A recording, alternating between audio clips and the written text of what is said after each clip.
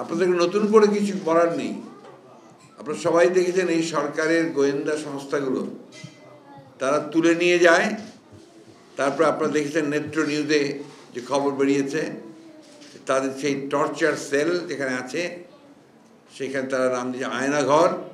সে আয়নাঘরে নিয়ে যায়, যাদেরকে মেরে ফেলতে হয় তাদেরকে মেরে ফেলে, যাদেরকে রেখে দিতে হয় রাখে, টর্চার করে, বছরের পর বছর তাদেরকে সেখানে আটকে রেখেছে। এখানে অনেকের নাম শোনা গেছে যারা প্রায় 8 বছর, 9 বছর, 10 বছর ধরে আটকে আছে। যারা সৌভাগ্যক্রমে কয়েকজন বেরিয়ে যেতে পেরেছেন, তারা অনেকে বিদেশে চলে গেছেন, গিয়ে সেখান থেকে তারা বলছেন যেখানে এই ধরনের একটা সেলে আমাদেরকে আটকে রাখা হয়েছিল।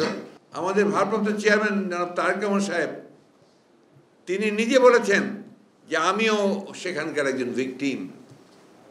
কারণ তাকে যখন গ্রেপ্তার করা হয় 111-এর সময়, সেই সময় তাকে আপনারা জানেন যে তাকে রিমান্ডের নাম করে তাকে নিয়ে আসা হয়েছিল এবং এমন টর্চার করা হয়েছিল যে তার কোমর ভেঙে গিয়েছিল।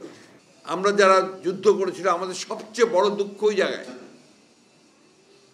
আজকে অনেকেই প্রশ্ন করতে ইচ্ছে করে যে এই জন্য কি যুদ্ধ করেছিলাম, যে আজকে এই সমস্ত দেখতে হবে আমাদেরকে। এরা বড়াই করছে, সিঙ্গাপুর বানিয়ে দিয়েছে, মালয়েশিয়া বানিয়ে দিয়েছে, মানুষের পার ক্যাপিটা ইনকাম নাকি $2800 হয়ে গেছে।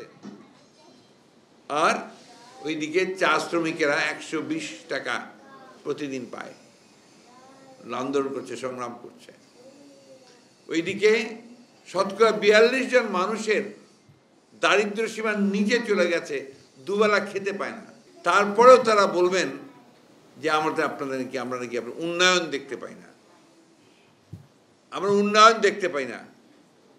আপনারা তো আওয়ামী লীগের যতজন মানুষ আছেন, আপনারা জনগণের পকেট কেটে নিজেদের পকেট ভারী করেছেন আর উন্নত হয়েছেন। আমার বলার দরকার নেই, এটা আপনারা সবাই দেখেছেন, এগুলো সবাই দেখছেন প্রতি মুহূর্তে।